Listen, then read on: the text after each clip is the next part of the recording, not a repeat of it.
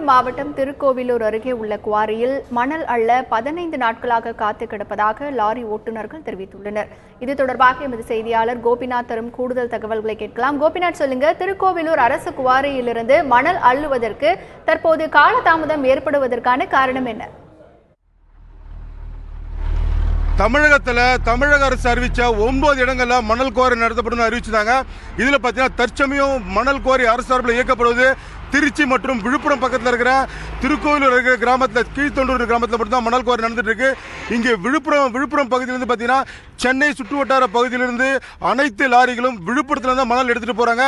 இப்போ நம்ம நிக்கிற பகுதி பார்த்தீங்கன்னா திருக்கோவிலூர் பக்கத்தில் இருக்கிற கிராமத்தை தென்மணி ஆற்றில் நிற்கிறோம்.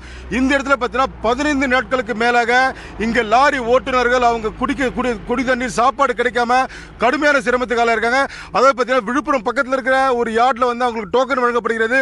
அங்கேயே கிட்டத்தட்ட ஒரு வாரம் காத்திருக்காங்க. அதன் பின்னர் இங்கே வந்து கிட்டத்தட்ட ஒரு 10 நாட்களுக்கு மேல காத்திருக்கிறதா இங்க இருக்கிற லாரி ஓட்டுநர்கள் தகவல் தெரிவிச்சிருக்காங்க. குடிக்க தண்ணி கூட கிடைக்கலன்றது இங்க இருக்கிற லாரி ஓட்டுநர்களோட மிகப்பெரிய வேதனையா தெரிவிச்சிருக்காங்க. மணல் முறையா வழங்கணும். அதே போல பாத்தீங்கன்னா இங்க எந்தவித குறுக்கீடு இல்லாமல் மணல் முறையா வழங்கினா 2 நாட்கள் அவங்க மணல் பெற்று தங்கள் ஊருக்கு திரும்ப முடியும் வேதனை தெரிவிச்சிருக்காங்க.